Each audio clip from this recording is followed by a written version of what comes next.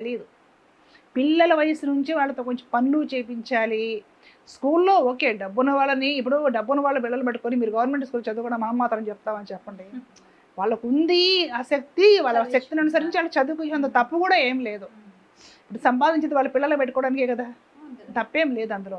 కానీ వాళ్ళు ఎక్కడ చదువుతున్నారు, ఒక గవర్నమెంట్ స్కూల్లో చదువుతున్నా, పెద్ద కార్పొరేట్ స్కూల్లో చదువుతున్నా, పిల్లలకి తల్లిదండ్రులు వ్యక్తిగతంగా సమయం కేటాయించి ఖచ్చితంగా రామాయణంలో, భారతంలో నీతి నేర్పారండి.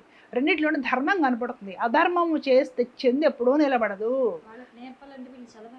వీళ్ళు చదవాలి అంటే వీళ్ళకి శ్రద్ధ ఉండాలి కదా.